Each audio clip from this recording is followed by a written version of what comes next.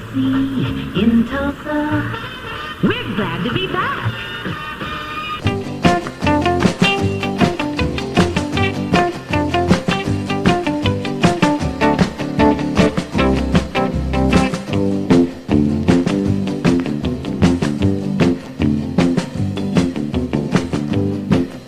Summertime, 1959, that's called Torquay, back in the heyday of instrumentals, and I think they still really sound great when you play them on vinyl, don't you, George? Yeah, I sure do, John. Good morning. Yeah, I was just I'll saying, take you back. gee, that sounds a little faster than we normally would play it, and then Dan was saying, yeah, you're getting older and slower.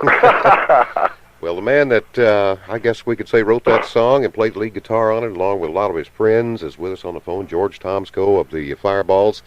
Good morning. I know you're up and around early just to do a little bit with us here today, but where did you drive in from? Well, we came from, actually, Dan and I drove from Raton, New Mexico, and we met Chuck over in Amarillo and just zipped on over here to Sepulpa. We're going to do the Sepulpa Fest today and this evening. All right. And play a little 50s, 60s fireball music, and want you to come out and join us and everybody else that might be listening. All right, we'll talk about the show over in Sepulpa here in a little bit. Good. Just kind of 5 miles west of Tulsa, and the big Sepulpa Fest that's going on. I know a lot of Route 66 things are there, and I think Route 66 comes close to your hometown, doesn't it, down in Raton?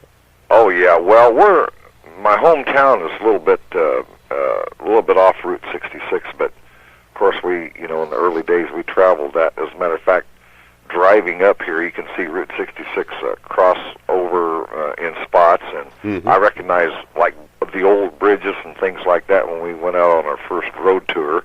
We went out on our first road tour and we didn't have one booked. Just looking for jobs. Yeah, that's it. We says, well, let's go out in the world and let's, we got this record cut with Norman Petty, and let's go book a tour. Let's just take off and go to Minneapolis. And we did. There's a booking agent up there, and we got up there and said, well, we're here. We want to play some dates. We got a record coming out and all this stuff and everything. And he said, what? And we starved for quite a while, but we finally got it together and wound up going from Minneapolis to on into New York for the Dick Clark show when Torquay came out, actually, and we went up when Bulldog, which was the second release. Right. And we went up to New York and did Philadelphia, and that did actually Torquay and Bulldog on the show. I want to take you back to that time, because I guess that was your first big national television appearance. Right. It was on the Dick Clark Beach Nut Gum show. Do you remember out in the audience when the kids were out there chewing gum? They had these big buttons on their shirts and stuff. You remember what that said on it? I don't, man. I was so into what we were doing, Well, it saved Beech Nut Gum as a business, being an advertiser on the Dick Clark show, and all the kids. The gum was called Flavorific. Flavorific, and all the kids had these big buttons that said "Ific" on them. And I remember watching you guys on that show do this tune. Right. George, hang on a minute. Let's listen. Okay.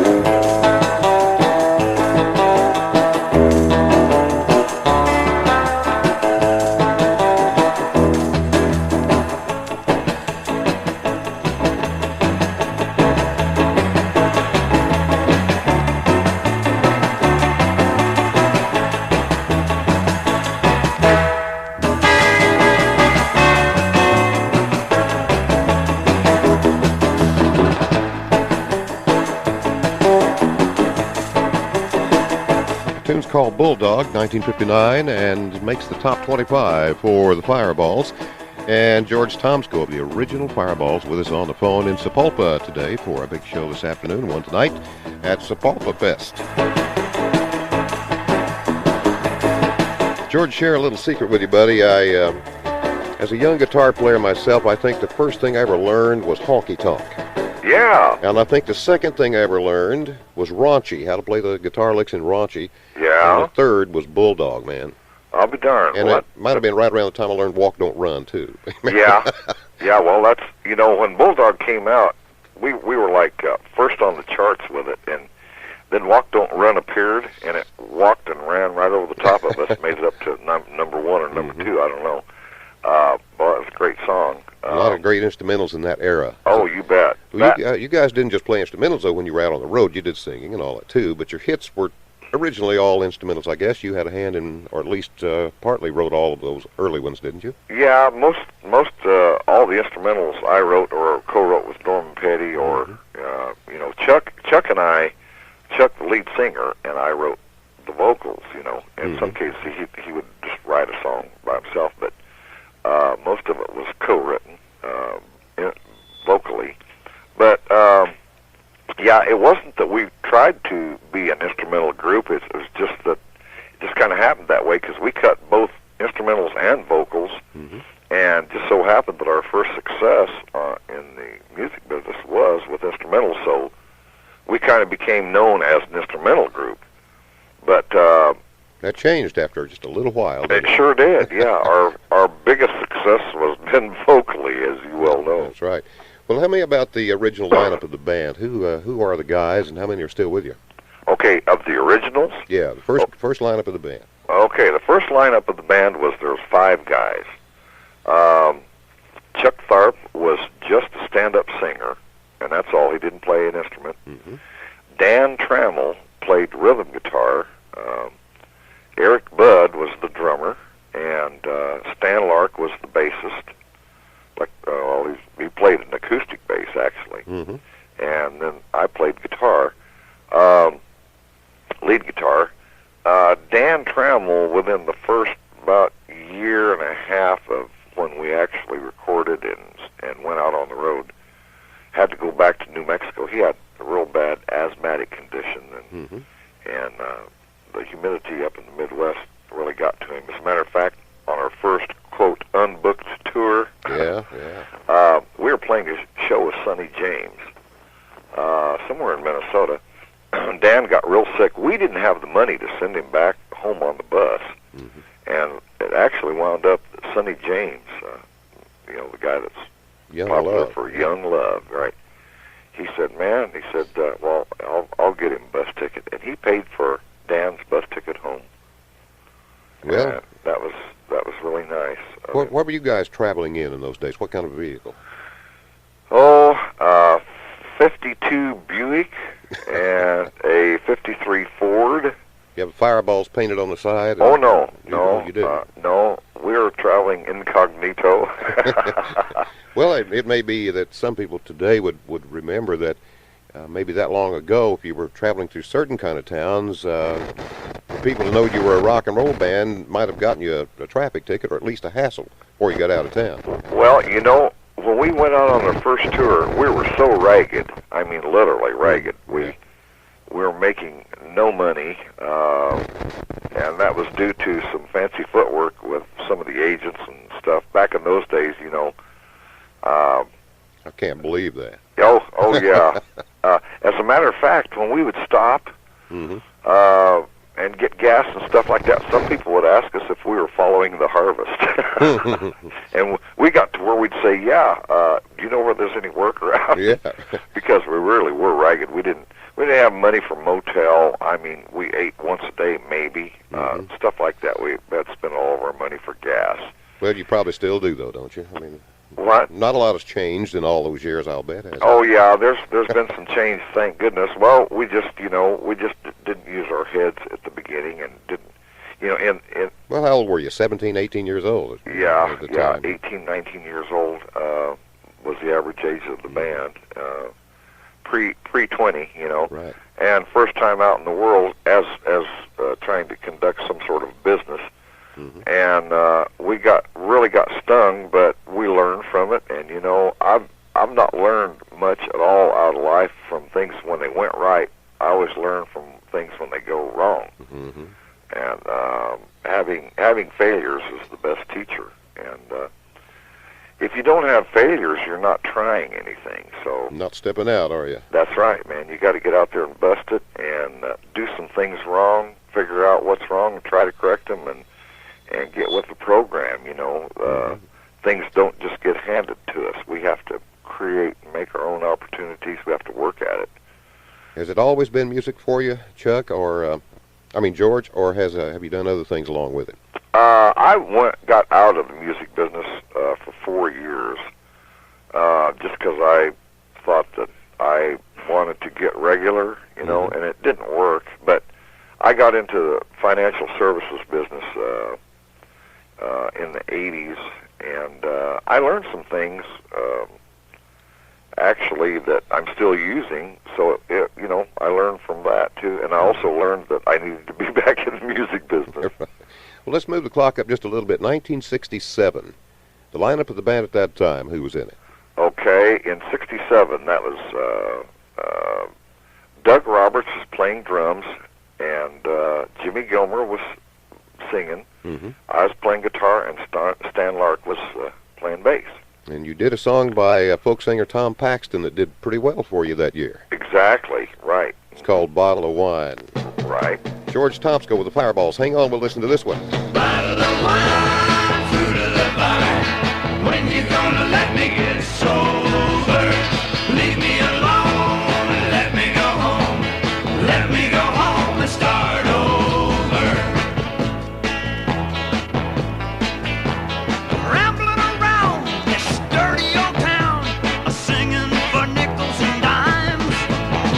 Times get rough, I ain't got enough to buy me a bottle of wine. Yeah, bottle of wine, fruit of the vine. When you gonna let me get sober? Leave me alone, let me go home. Let me go home and start over.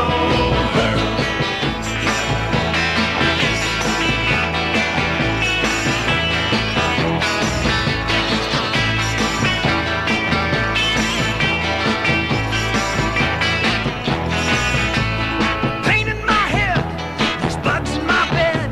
My pants are so old that they shine. Out on the street, I tell the people I meet to buy me a bottle of wine. Whoa! Bottle of wine, fruit of the vine. When you gonna let me get sober? Leave me alone, let me go home. Let me go home and start over. Bottle of wine, fruit of the vine. When you gonna let me get sober? Leave me alone, let me go home. Let me go home and start over. Bottle of wine, fruit of the vine. When you gonna let me get sober? Leave me alone, let me go home. Let me go home and start over. Let me go home and start over. Let me go home and start over. Bottle of Wine is the song, and the Fireballs. George Tomsco of the Fireballs with us on the phone. He's in Sepulpa right now and waiting for a big show there this afternoon or tonight. Bottle of Wine gets in the top 10 nationally. Boy, a resurrection of a career. What happened with that? Well, it just did real well for us, and you know, we were glad to see that happen, because we kind of had a dry spell from, well, actually, after Sugar Shack, then the Beatles, you know, cleared the slate for everybody. Yeah, that's right. Everybody was backburnered then, weren't they? Yeah, but you know, that actually was a good thing, because what the Beatles did for everyone in the long run, including, we're still seeing the effects of it in the music business, was they made the music business from, like, on a scale of 1 to 10, from about 2, they just blew it up to about a 10, and made the music business entirely a much bigger business than it was. So we've all reaped the rewards, even as long as now, like with all of our reissue things on Sunday's records and Vrez Saraband, California, has just released a best of Jimmy Gilmer and the Fireballs, and they have Sugar Shack on it, and Bottle of Wine, and Going Away, and all of those things that were chart records for us back then, plus some of the album fillers. Right. And Sundays has just reissued all the instrumental things, and our first album, the Chuck Tharp vocals and things like that. Okay. And then also we have our current release, which is some of the things that we've written that are new things that are in the same category as released on Calf Creek Records, which I don't know if you have a copy of that. If you don't, I don't think we do. We need to give that to you. Appreciate that. I'm going to go to the Fireballs have been nominated by Country Music Examiner and the Association of Independent Recording Artists as the group of the year in the country division. Now, isn't that funny? See, we started out instrumentally, went to a vocal group, and now we're showing up in the country charts. Well, all the country guys are rocking pretty good these days, though. Yeah, uh-huh. And I'm going to be going to Nashville the 29th of September for that nomination, and we'll see what happens. Well, but congratulations. Well, thanks. We're going to rub shoulders with some people and meet some more new people and maybe get some things done. We're fixing on starting a new album this fall, too, recording a new album. Hopefully it'll be released, somewhere in the beginning of '97. That would be great. But I certainly want to get a copy of the new CD album to you on Calf Creek, and maybe you can play some of our new 50s and 60s style, newly written 50s and 60s style songs. Any particular story about how the Fireballs name came about? Well, yeah, actually, we got together as a group for a PTA contest in our hometown. They had a PTA talent show, and we got the group totally together, all 5 guys, to do one song, which is Great Balls of Fire, Jerry Lee's song. Sure, yeah.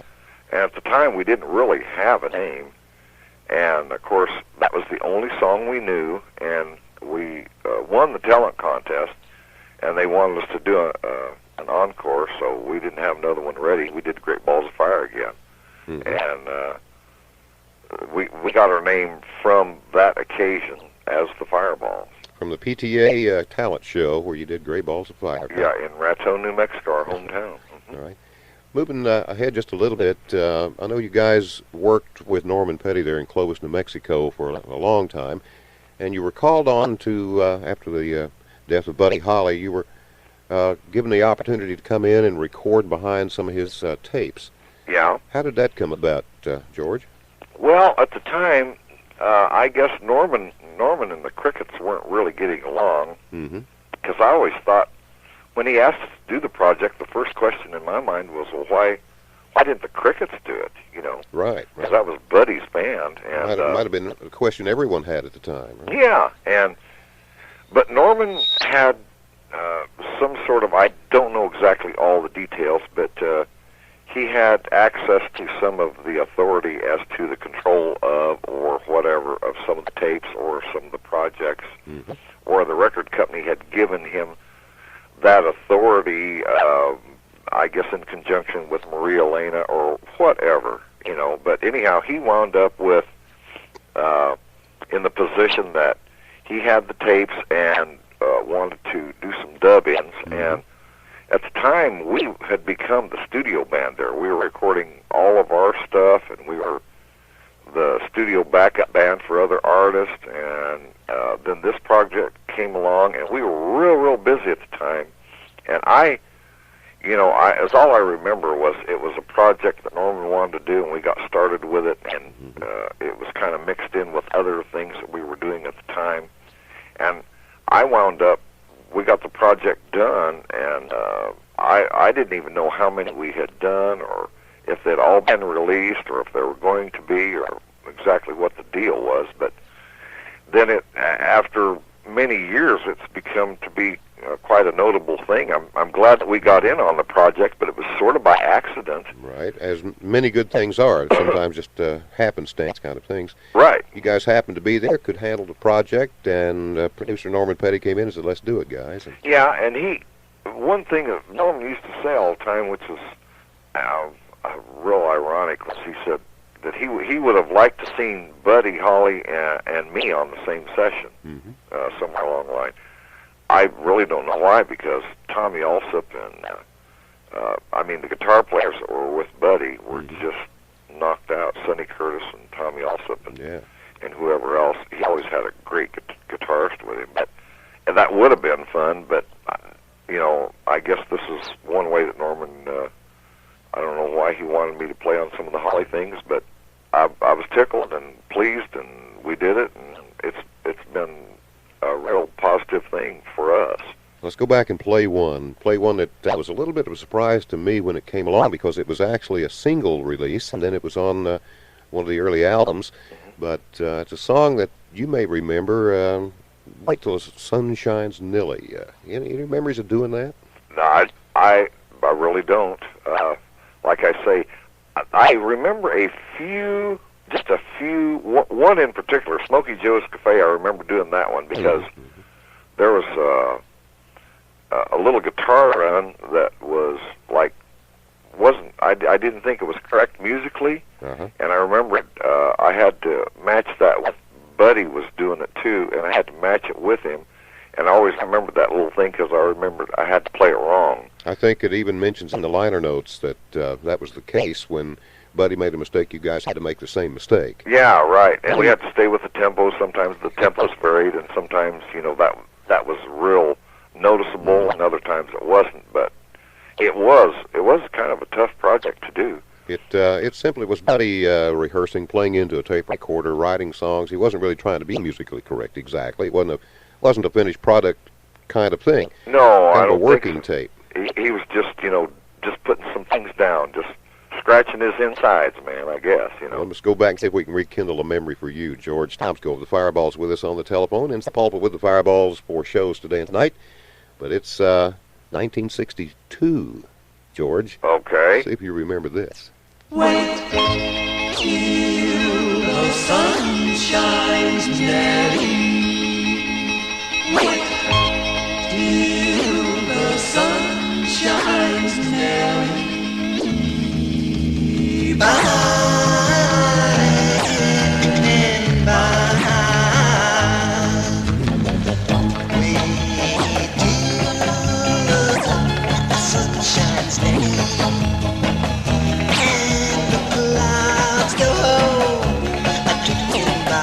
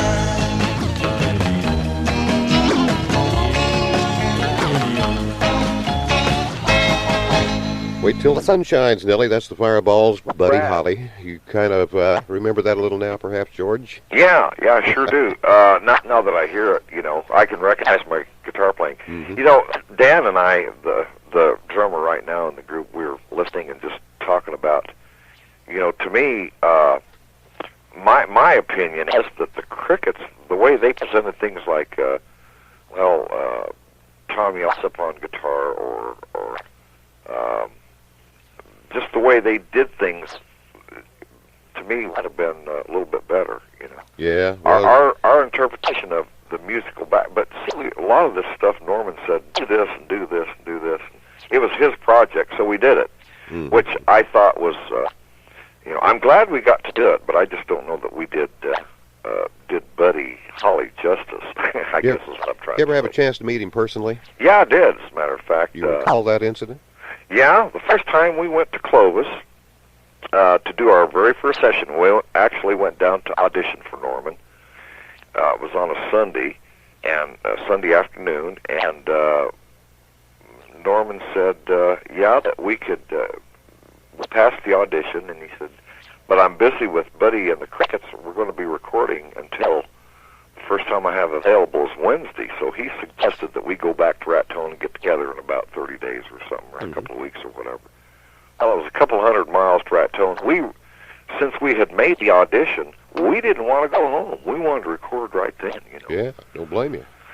So we wound up grabbing a motel and all of us trying to stay in one room and eat hamburgers and all that stuff and wait for 2 or 3 days until Buddy got finished. And Wednesday we went back to the studio and started our first session. And we got set up in the studio and started going over the tunes and stuff. Of course, being our first session, we was all real nervous and was having trouble getting settled down. Mm-hmm. Norman said, well, why don't you guys go take a little dinner break and go get a cup of coffee and stuff and come back and we'll get started. It was like in the evening, you know. Right. Well, when we came back, there was a pink Cadillac pulled up in front of the studio.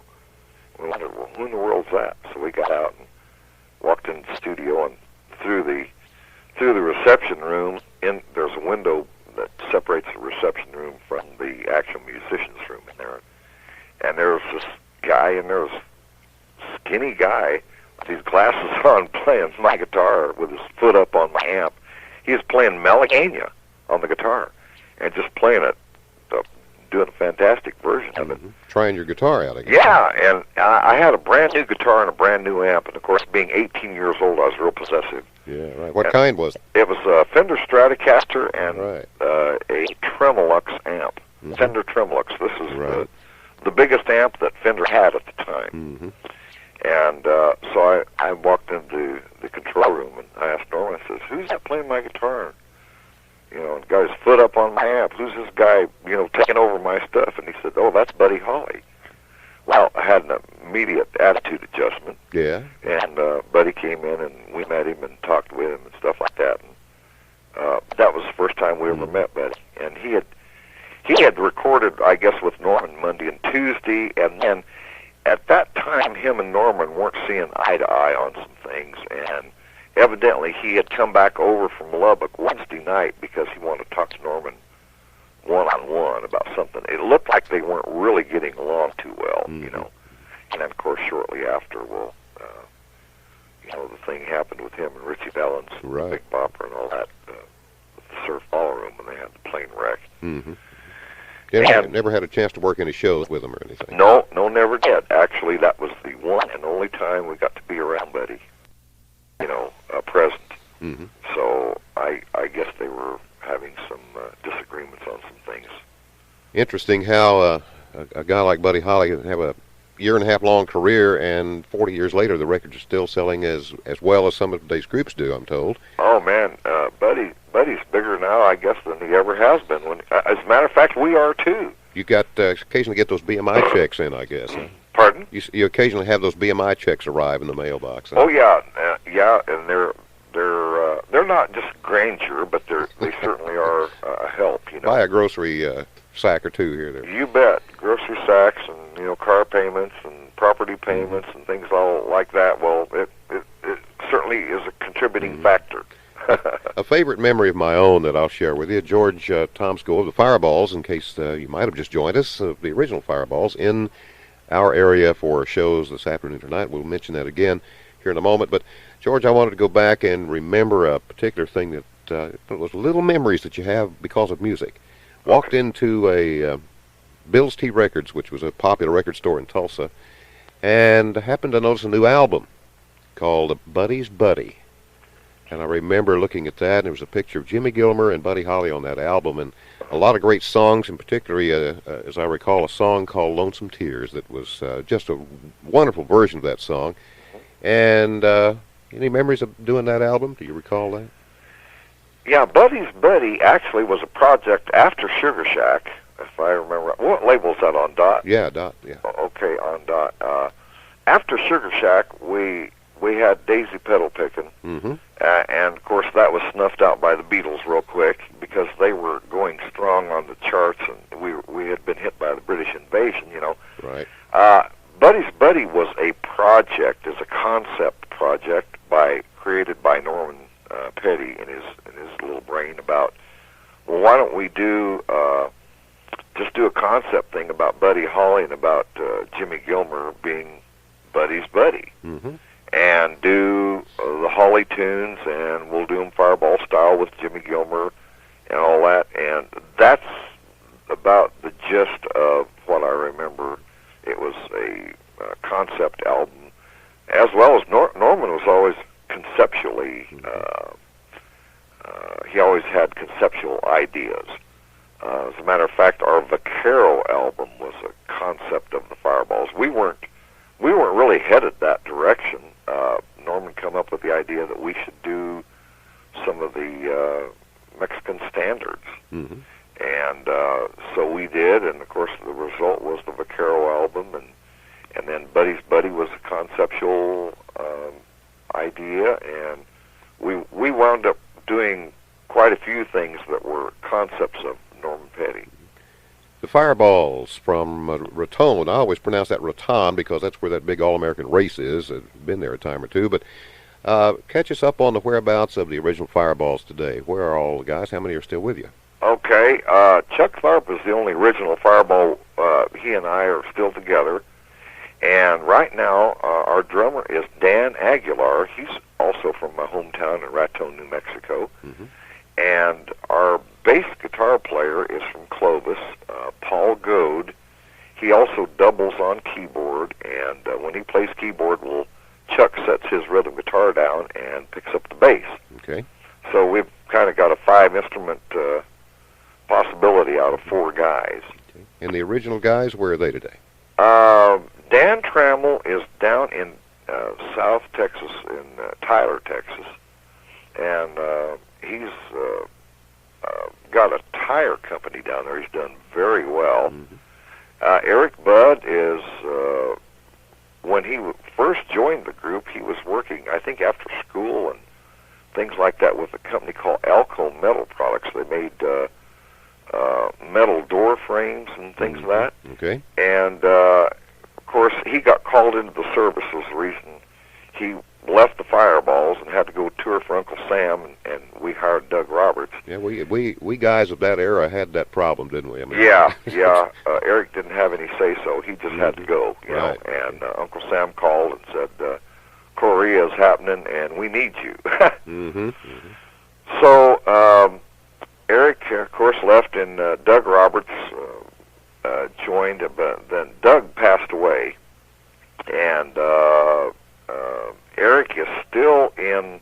When he came back, well, he didn't rejoin the group. We had things going with Doug and all that, and had some differences of ideas. Eric just decided not to get back into it, and he's still with that company that he was working for then after school, and even off and on during the time of the Fireballs when we first got started. And he's one of the big guys in the office, you know, Right. directing traffic for their business. And how about Jimmy Gilmer? Gilmer is in Nashville, Tennessee, and as far as I know, he's with EMI Productions.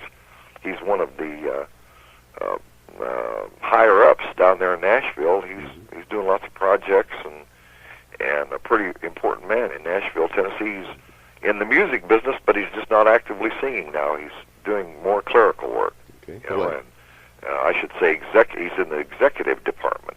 Well, after 37 years of music, on a professional level at least, and I know probably much longer than that at home, but any particular one incident or one show stick out in your memory? You have a close call somewhere, or just something crazy that happened that'd be fun to remember a little bit this morning? Oh, yeah, there's several things that happened along the line. I guess probably one of the funniest things that happened repeatedly when we was in the Midwest was when we would happen to follow, like the ballrooms in the Midwest used to be a big thing, you know. Mm-hmm. That's where all the rock and roll artists would perform, Minnesota, Iowa, and Wisconsin. That, and we would whenever we would have to follow Jerry Lee Lewis in, well, the guy that owned the ballroom would want to talk to our piano player first, right off the bat. I think I know what's coming. Yeah. Say, where's your piano player? We don't have one. Boy, I hope you don't, because Jerry Lee just burned our piano up. Mm-hmm. And, of course, that was part of his show. He would put lighter fluid on the pianos and start them on fire, and then if there was a lot of damage, which there usually was, well, he'd turn around and buy them a new piano after the show, you know. Mm-hmm. And, of course, that was a terrible fire hazard. It was a great show, but, of course, you can't do that now. No, not without a fire department around. Without a fire department, right, and all the codes that go along with those kind of things. But that was a chuckle that we used to run into quite often. Every ballroom we'd go into that Jerry Lee had recently been at, they would say, "Hi, where are the fireballs?" And the first question out of their mind was, "Where's your piano player?" Well, we don't have one. Oh, okay. Well, that's good. You know. Got shows coming up in Sapulpa today. What time are you performing? Believe 8 o'clock. Let me look at my folder here and see. I bet you're going to be downtown, kind of in the middle of downtown, and the stage built there. And yeah. Let's see here. I want to let everybody know that the festival in Sapulpa, the August Fest, Summerfest, is free. You're welcome to just come over and enjoy all of the things that will be happening in Sapulpa, plus the fireballs with George Tomsco of the original group with us here on the phone. Right, 8 to 11. 8 to 11. And guess who does Chuck leave? Oh, okay, well, Chuck just walked in and then he walked back out. I thought, well, if you want to speak to Chuck, but he's not here right now. All right. Tell us about the song Sugar Shack. This went to be on a #1 hit record. It was #1 around the world for like a month and a half or something, and stayed in the top 50 for most of the year, I suppose, but really a massive hit record. Any particular story about how this song came to be? Well, Sugar Shack was written by Keith McCormick, which is from Plainview, Texas, who actually was one of the original string-alongs. Right. Mm-hmm. Remember that song Wheels? Yeah, and Matilda, a great version of that. Yeah.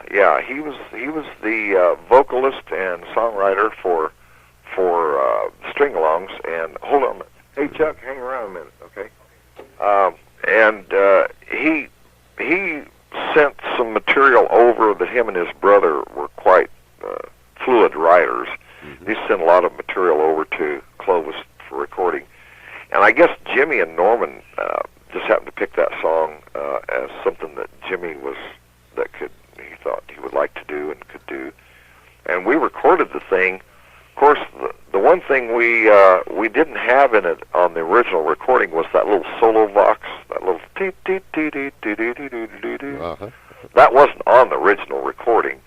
We thought the session was complete, and we left and went out and were playing some personal appearances and stuff. We've gone about a couple of weeks. We came back, and Norman said, "I want you to listen to something."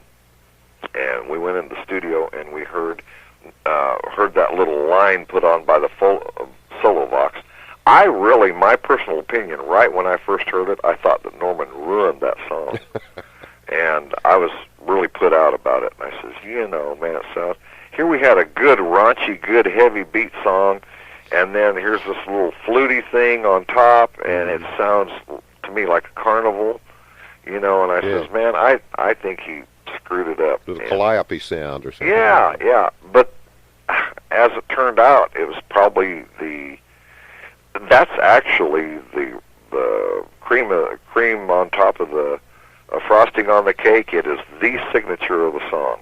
Absolutely, and I suppose that you've probably played this at least a couple dozen times in all these years by now. Yeah, we have. As a matter of fact, I imagine we're going to play it a time or two tonight, too. Okay, and that'll be in Sapulpa. With bottle of wine, yep, it's Sapulpa Fest. And all the great instrumentals, Bulldog and Torquay and Come On React and all the other great Fireballs music you'll remember. I guess it was probably Vi Petty who played the actual instrument on this song, wasn't it? No, Norman did. Oh, he did. Okay. Yeah, that's actually Norman Petty playing on that solo vox part there. Vi did a lot of stuff. Norman had her play a lot of parts. He would come up with the idea and the line that he would want to hear on something, and he would get Vi to play it on the piano or that. But this particular thing is actually Norman Petty himself.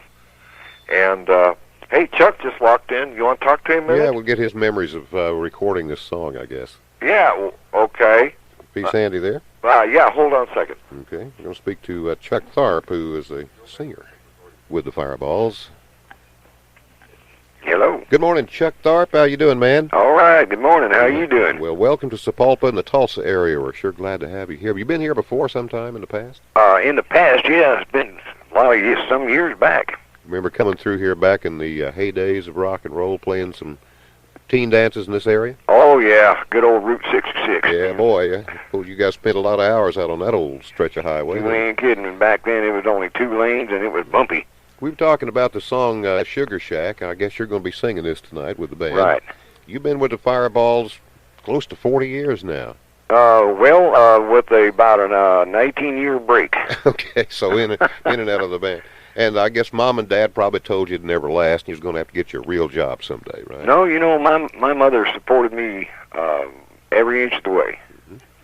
Any particular memories of recording Sugar Shack? Did you guys think that when you heard this playback in the studio that it was going to be a hit, or did you think, well, it's just another song? Well, I'll tell you what, I didn't have a whole lot to do with that song because Jimmy was there at the time. Mm-hmm. And but when I first heard it, I thought, well, boy, you know, that's pretty dang good. Yeah. And I was living out in California at the time. And funny story on that is I kept hearing it out of San Francisco, but I listened to a station out of Monterey, California. Mm-hmm. And I called him up one day and I said, hey, you guys play Sugar Shack? And he said, man, I'd love to, but we round canned the record some time ago, and he couldn't find any more. And I said, well, gee, I just happen to have a box. Because Norman had sent me a box of them, to pass out up in that area. Right. And he said, oh, my God, get me some. And so I drove from Santa Cruz down to Monterey, which is a distance of about 45 miles, and gave the guy 3 records. And he bought me the best fish dinner I've had in years. And I thought he was going to jump up and kiss me full on the mouth. Well, being in California, it wouldn't have been a big surprise. I'm only kidding about that. Yeah, well, you got that one, but what had happened is the record had laid out there for, oh gosh, almost 6 months, I guess. Uh-huh.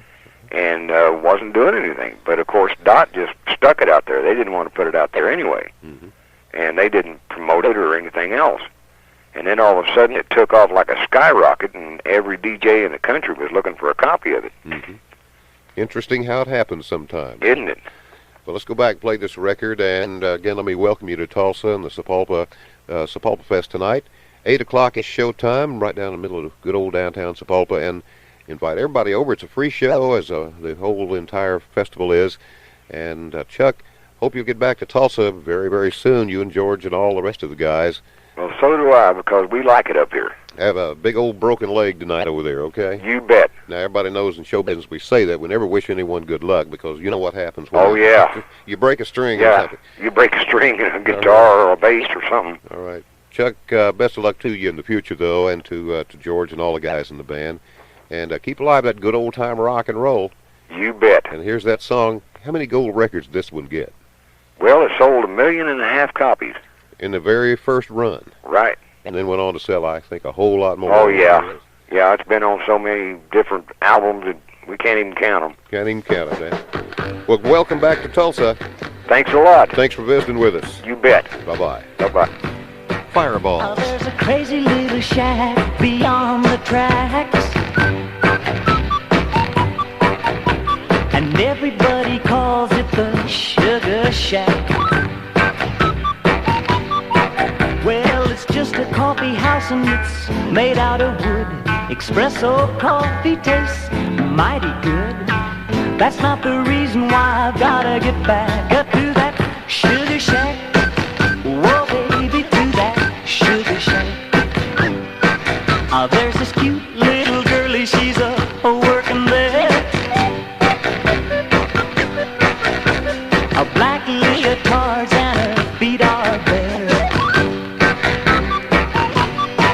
I'm gonna drink a lot of coffee, spend a little cash, make that girl love me when I put on some trash. You can understand why I've gotta get back to that sugar shack. Whoa, baby, to that sugar shack. Yeah, honey, to that sugar shack. Oh, yes, to that sugar shack. And now that sugar shack queen is married to me, yeah. We just sit around and dream of those old memories. Ah, but one of these days I'm gonna lay down tracks in the direction of that sugar shack. Just me and her, yes, we're gonna go back to that sugar shack. Whoa, oh, to that sugar shack. The original Fireballs in town for a big show, actually in Sepulpa, and that's just 5 miles west on Route 66. And it's a pre-show. See the Fireballs tonight. 8 o'clock is showtime. You'll find them right down in the middle of Sepulpa somewhere. Small enough town where you can't get lost. And go see the original guys, Chuck Tharp and George Tomsco, with some of their old buddies from Raton, New Mexico. And they'll be knocking you out with that song right there, because that one sold a bunch. Gold records by the dozen. And from 1963, it was number 1 5 weeks in a row right here on KAKC. And thanks to the guys for visiting with us here this morning. I hope you enjoyed hearing from some of the guys out of the past that I remember seeing on that same Dick Clark Beechnut Gum show when they did Torquay and Bulldog that night. We'll take a quick time out to catch up on a little business. Got a Little Richard standing by. Coming up next, right here.